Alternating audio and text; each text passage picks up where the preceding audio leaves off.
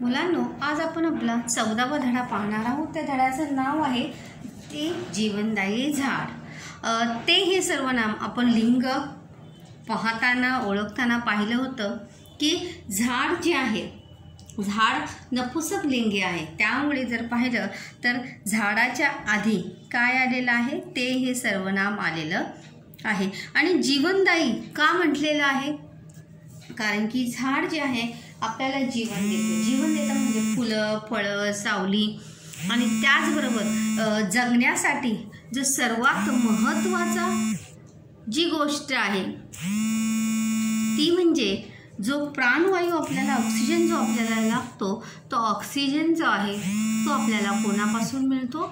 झाडांपासून मिळतो।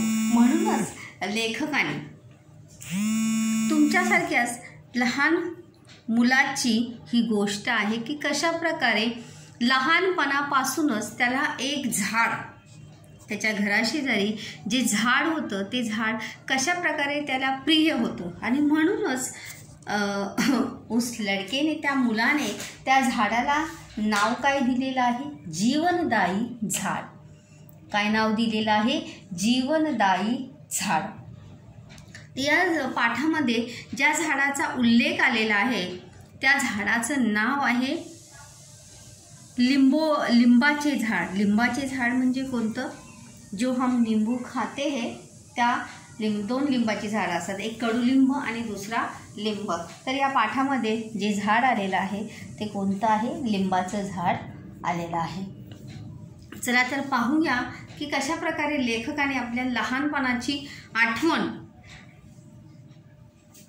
या पाठाच्या माध्यमातून लेखकाने या ठिकाणी आपल्याला सांगितलेली आहे की लेखकाला ते झाड कसं होतं।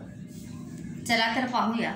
फलदायी व जीवनदायी लिंबाचे झाड आणि मानवी जीवन यांची सुंदर सांगड। सांगड याने क्या? मेळ मिलाप।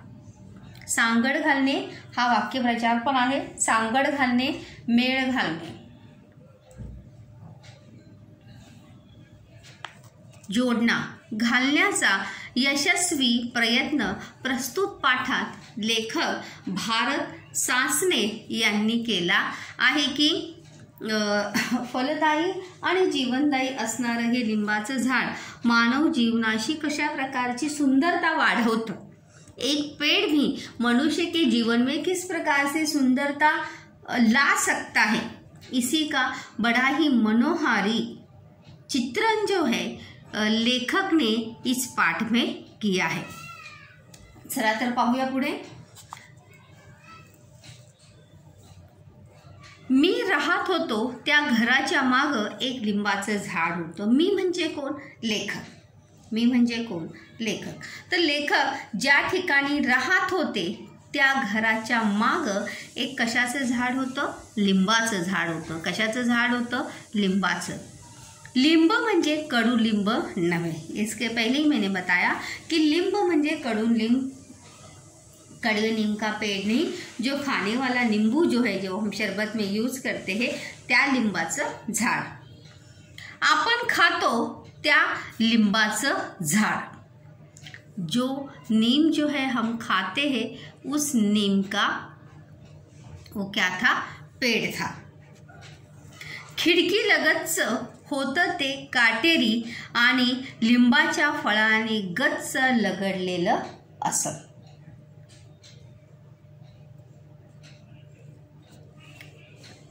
प्रश्न पण आहे, खिडकी लगतच्या, लगत म्हणजे जवळ, लगत या शब्दाचा अर्थ काय आहे? जवळ। खिडकी जवळच्या लिंबाच्या झाडाची वैशिष्ट्ये कोणती? खिडकी जवळ लगतच्या किंवा जवळच्या लिंबाच्या झाडाची वैशिष्ट्ये कोणती? तर त्याची 4 उत्तर आहेत। पहिलं काय आहे? काटेरी। काटेरी लिंबाच्या झाडाला बघा, जे फल का नीम का जो पेड़ होतं ते कसं असतं? काटेरी असतं। त्याला काटे असतात छोटे छोटे पानांना, त्या फांद्यांना। आणि लिंबाच्या फळांनी, वहाँ पर जब उत्तर लिखेंगे तो आनी वहाँ पर लिखना नहीं है। जब उत्तर हम पैसेज से धुन से लिखते हैं तो वहाँ पर अनावश्यक शब्द जो है वो वहाँ से हमें निकाल कर लिखना होता है। दूसरा आहे लिंबाच्या फळांनी गच्च लगडलेलं। गच्च म्हणजे पूर्णपणे भरलेलं आणि लगडलेलं म्हणजे बहरलेलं। नीम के फलों से पूरा भरा हुआ वो क्या था, पेड़ था। त्यानंतर तीसरा है लसलशीत हिरवगार। लसलशीत मतलब पूरी तरह से ग्रीन, हिरवगार म्हणजे डार्क ग्रीन रंग से पूरा हुआ भरा हुआ ते झाड होतं। त्यानंतर चैतन्यमयी। चैतन्यमय म्हणजे आनंद, म्हणजे उत्साहवर्धक। देखो कोई एक वस्तु होती है, कोई व्यक्ति होता है, कोई ठिकान होता है कि जिस वस्तु को या व्यक्ति को देखकर हमारे अंदर क्या होता है, उत्साह दौड़ता है, चेतना आती है। तर तसंच ते झाड होतं। त्या झाड चैतन्यमय, तेही वैशिष्ट्य आहे। पहिला आहे काटेरी, दुसरा आहे लिंबाच्या फळाने गच्च लगडलेलं, तीसरा है लसलशीत हिरवगार आणि चौथा है चैतन्यमय मतलब उत्साहवर्धक। मतलब कोई भी अगर उस नीम के पेड़ को देखेगा तो उसके अंदर क्या दौड़ चेतना की लहर जो है वो जरूर दौड़ सकती है। तर ही जी आहे खिडकी जवळच्या लिंबाच्या झाडाची काय आहे वैशिष्ट्ये आहेत। जे झाड लेखकाच्या घराच्या खिडकीच्या जवळ होतं त्या झाडाची ही वैशिष्ट्ये 4 आहेत। त्याच्या पुढे पाहूया आपण। प्रदेश सगळा उन्हाचा होता। प्रदेश म्हणजे भाग, क्षेत्र। तिथे सगळं काय होतं, ऊन होतं, उन्हाळ्याचा तो प्रदेश होता। त्या भागात एकूणच उन्हाळा जास्त आसमंत तापून जाई। मतलब वो क्षेत्र ऐसा था कि तिकडे जास्तीत जास्त काय होत असे, उन्हाळा असे। मतलब अगर विदर्भ का मराठवाड़ा विदर्भ का क्षेत्र अगर देखेंगे तो वहाँ पे धूप जो है बड़ी कड़ी होती है। आसमंत तापून जाए मतलब सगड़ी धरती या आसपास की हर एक चीज मानो आग में या उस कड़ी धूप में तपकर निकली हो। आसपासची जमीन तापून करपून तपकिरी पडलेली दिसे। प्रश्न सुद्धा आहे बघा की जमीन कशी झाली होती, कशी होती जमीन, आसपासची जमीन कशी होती बघा। आसपासची जमीन जी आहे तापून करपून तपकिरी पडलेली दिसते। धूप में, कड़ी धूप में ती जमीन जी आहे तापून काय झालेली होती, तापून करपून। ज्या प्रकारे ज़्यादा जलने के बाद कोई चीज़ जो जल जाती त्याला म्हणतात करपणे। जळणे म्हणजे काय, करपणे। तर तशा प्रकारे ती जमीन जी आहे ती काय गेली होती, करपून गेली होती।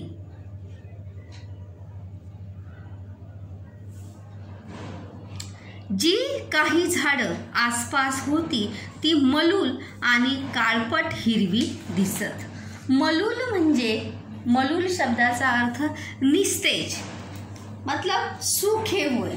प्रश्न पण आहे की लिंबाच्या आसपासची झाडे जी आहे, लिंबाच्या आसपासची झाडे अशी होती। तर त्याचं पहिलं उत्तर आहे मलूल। काय आहे, मलूल। आणि दुसरं उत्तर आहे काळपट हिरवी। काय उत्तर आहे, काळपट हिरवी। तो नीम के पेड़ के पास जो दूसरे पेड़ थे वो ती कशी थे, मलूल। मलूल यानी निस्ते, उन पर कोई भी तेज नहीं हो, पूरी तरह से वो पत्ते सूख गए हो, जैसे हम कहते कोई ग्लो नहीं हो, हरे भरे पत्ते बिल्कुल भी नहीं थे, पूरे पत्ते निस्तेज हुए थे। आणि काळपट हिरवी, आणि उन्हानं त्याला पाणी नसल्यामुळे ती काय झाली होती, काळपट हिरवी पडली होती। ही दोन त्याची वैशिष्ट्ये आहेत। आणि पाणथळ तर परिसरात कुठंच नव्हती। पाणथळ म्हणजे पाण्याची जागा। प्रश्न, पाणथळीचा अर्थ काय आहे, पाण्याची जागा। ज्या ठिकाणी पाणी साचते त्याला म्हणतात पाणथळ, किंवा सदैव पाण्यात असलेली ओली जमीन। गांव में वगैरह देखो बाथरूम के पीछे जो हम पाणी वगैरह छोड़ते हैं नहाने का, तर जी मोरी असते, जी बाथरूम असतं त्याच्या आसपासची जागा नेहमी काय असते, ओली असते आणि बाजूची जागा काय असते, कोरडी असते। तर ऐसी और जहाँ पे ओढा है, नदी है, उसके आसपास की जमीन जो है वो काय असते, पाणथळच असते। पाणथळ तर परिसरात कुठंच नव्हती, म्हणजे ओलावा तिथे कुठे दिसत नव्हता।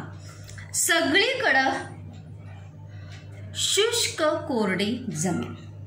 प्रश्न पण आहे की जमीन कशी होती, शुष्क आणि कोरडी। शुष्कचाच अर्थ काय आहे, कोरडी। शुष्क कोरडी मतलब पूरी तरह से माती जी है, जमीन जो है पूरी तरह से धूप में तप कर क्या हो गई हो, कोरडी झालेली मातीमध्ये, मिट्टी में जरा सुद्धा ओलावा त्या मातीमध्ये नाही।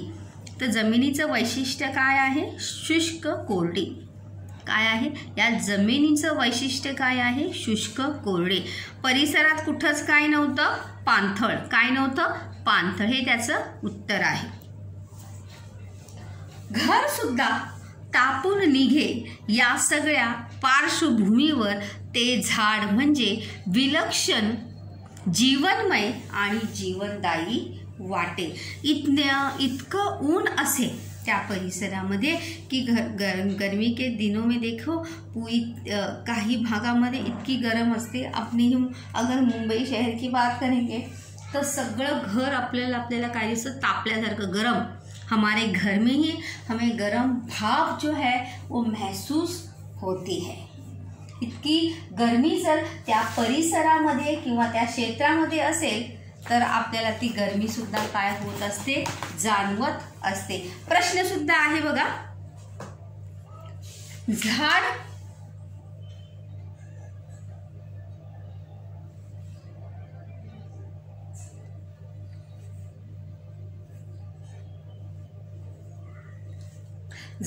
कसे वाटे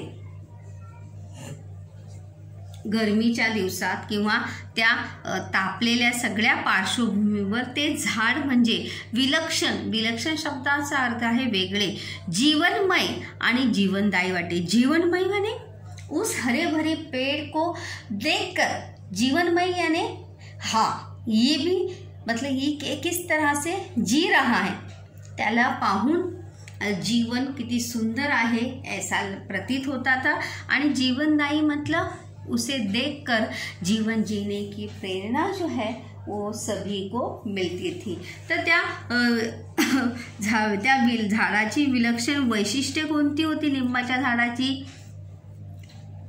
किंवा त्या झाडाविषयी वाटणारं विलक्षण कोणतं, तर ही दोन त्याची उत्तरं आहेत। एक काय आहे, जीवनमय। काय आहे, जीवनमय।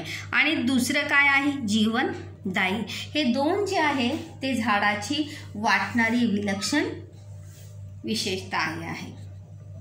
पुढे पाहूया।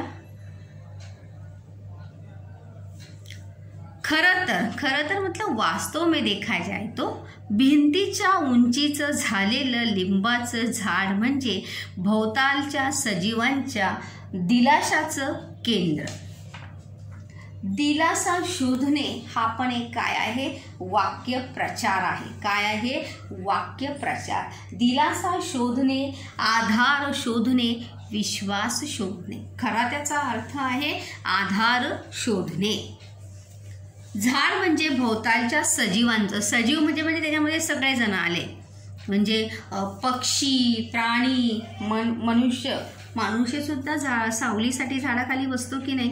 तर त्यामुळं भिंतीच्या, खरं तर वास्तव में देखा जाए वो पेड़ जो है ज़्यादा विशाल काय ऐसा बड़ा बिल्कुल भी नहीं था, परंतु तरी सुद्धा दीवार तक ही उसकी ऊंचाई थी। लेकिन फिर भी ते लिंबाचं झाड भोवतालच्या सजीवांच्या दिलाशाचं केंद्र झालं होतं। दिलाशांचं केंद्र झालेलं कोण, सजीवां, लिंबाचं झाड। कोण आहे, लिंबाचं झाड।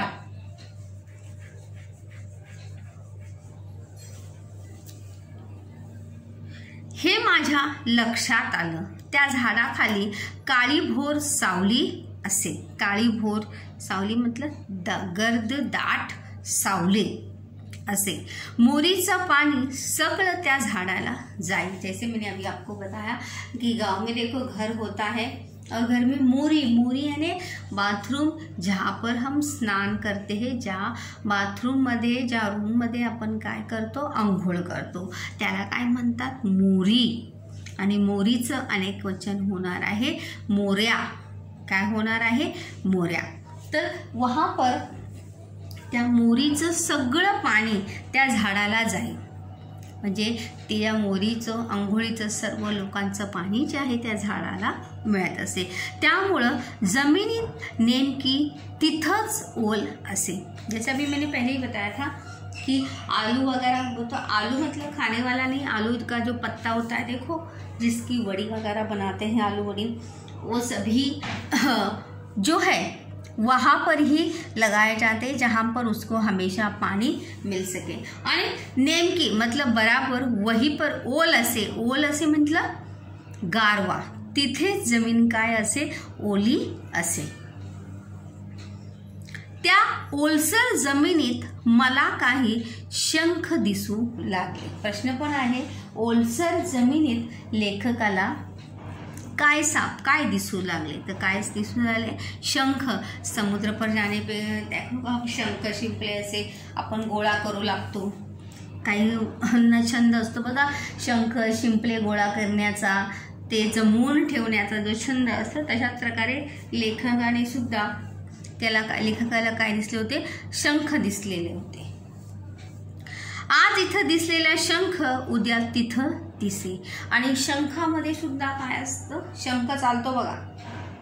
जर आपण पाहिलं, लक्ष देऊन जर पाहिलं तर शंख सुद्धा काय चालत असतो, हळूहळू. जैसे गोगलगाय चालते, गोगलगाय धीरे धीरे धीरे धीरे चलती है, वैसे प्रकार से. तो आज इथं दिसलेला शंख उद्या तिथे दिसे. मतलब अगर आज यहाँ देखा तो कल वो वहाँ होता था, अगर आज यहाँ देखा है तो परसों वहाँ होता. इस प्रकार से वो चलता ही रहता था. रात्रीतून तो बराच सरकलेला असे. और रात में मतलब सुबह दोपहर देखने के बाद जब लेखक फिर से उसे दोपहर में रात होने के बाद जब सुबह फिर से उसे उठकर देखते थे तो वो बहुत आगे तक चला गया होता था.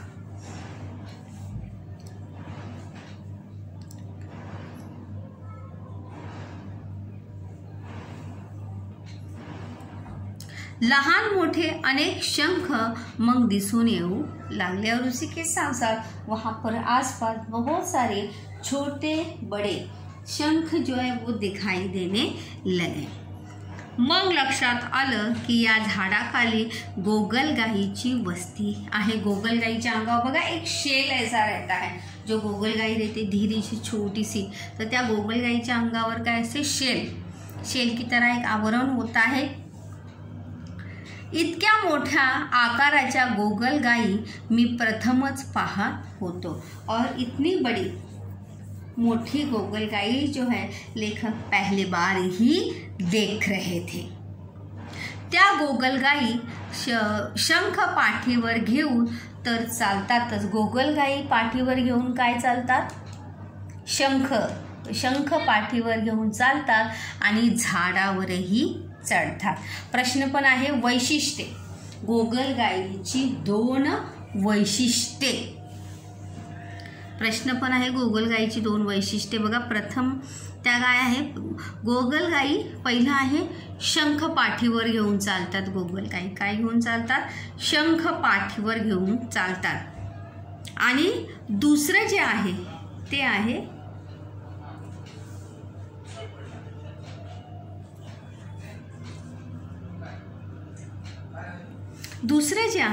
आहे त्या झाडावरही चढतात. त्या शब्द लिहायचा नाही, फक्त हा, ही 2 त्याची वैशिष्ट्य. शंख पाठीवर घेऊन चालतात आणि झाडावरही चढतात. ही गोगलगाईची काय आहे, वैशिष्ट्ये आहे. त्या पुढे पाहूया. परंतु त्या झाडावरही चढतात, फांदीवर फिक्कट रंगानं बरबटलेल्या गोगलगायी पाहणं, त्यांचा प्रवास निरखणं हा माझा आणि लहान मुलांचा कौतुकाचा कार्यक्रम होऊन बसला होता. प्रश्नसुद्धा आहे, लेखकाच्या मुलाचा कौतुकाचा कार्यक्रम. कौतुक म्हणजे प्रशंसा लायक, म्हणजे अशी गोष्ट लेखक आणि लेखकाची लहान मुलं. तर कोणता कार्यक्रम, लेखकांच्या मुलाचा कौतुकाचा कार्यक्रम कोणता होता, याची 2 उत्तरं आहेत बघा. फांदीवर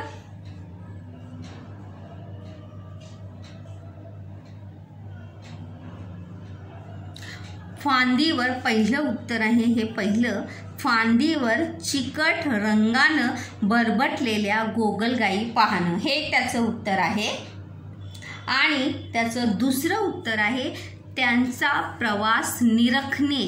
निरखणे म्हणजे पाहणे, ऑब्झर्वेशन करणं. निरखणे हा सुद्धा काय आहे, निरखून पाहणे म्हणजे, हा सुद्धा वाक्यप्रचार आहे. निरखून पाहणे म्हणजे लक्षपूर्वक पाहणे. हा माझा आणि लहान मुलांचा. लहान मुलं म्हणजे कोणाची, लेखकाची लहान मुलं आणि लेखक, हा त्या दोघांचाही एक कौतुकाचा कार्यक्रम जो आहे तो झाला होता. या ठिकाणी आपण प्रश्न जो आहे सोमताचं पाहू शकतो की झाडांचे फायदे किंवा झाडांची, लिंबाच्या झाडांची लिंबाच्या झाडाची, कडुलिंबाच्या झाडाची वैशिष्ट्ये तुमच्या शब्दात लिहा. कडुलिंबा लिंब नाही. तर प्रश्न पुन्हा एकदा आहे का की कडुलिंबाच्या झाडाची वैशिष्ट्ये तुमच्या शब्दात लिहा, हा एक प्रश्न आहे. किंवा झाड लावणे आणि जगवणे. झाड लावणे आणि जगवणे या विधानाची सत्यता पटवून द्या. झाड लावणे आणि जगवणे या विधानाची सत्यता पटवून द्या. त्यानंतर दुसरा पण एक प्रश्न येऊ शकतो सोमताचा की तुमचा असा एखादा लहानपणीचा आवडता छंद किंवा आवडता कोणती एखादी घटना असेल, तुमची लहानपणीची एखादी घडलेली घटना तुम्ही तुमच्या शब्दात व्यक्त करा किंवा तुमच्या शब्दात लिहा. तर अशा प्रकारे म्हणजे लहान लहान आठवणी, खूप छोटी अशी आठवण आहे लेखकाची, त्या छोट्या आठवणीतून लेखकाने फार महत्त्वाची गोष्ट सांगण्याचा प्रयत्न केलेला आहे की झाडं जी आहेत ती काय असतात, जीवनदायी असतात, प्रेरणादायी असतात. कारण की कितीही झाड सुकलं, तुटलं, वाळलं तरीसुद्धा झाड पुन्हा उभं राहण्याची उमेद जी आहे ते कधीही सोडत नाही. हे झाडाकडून आपल्याला घेण्याची काय आहे, प्रेरणा आहे कि झाड़ कभी हार मानत नहीं. झाड़ अपनी जड़ें जो है कभी भी छोड़ता नहीं जब तक उसे कोई उखाड़ कर फेंकना नहीं. जर झाडाची जड़ जर असेल जमिनीत तर झाड़ अपनी जड़ को संभाले हुए, अपनी जड़ें मजबूत करते हुए अपनी निशान, अपनी विशेषता हमेशा वो बना के ही रखता है. तर अशा प्रकारे एक पाठ जो आहे आपण याच्या ठिकाणी पाहिला होता की कशा प्रकारे लेखक आणि लेखकाचे मुले चिकट रंगानं बरबटलेल्या गोगलगायी पाहणं, त्यांचा प्रवास निरखणं हा त्यांचा रोजचा कार्यक्रम असे. सकाळी उठल्या उठल्या खिडकीजवळ उभं राहून लेखक आणि लेखकाची मुलं हा रोजचा कार्यक्रम त्यांचा पाहत असे.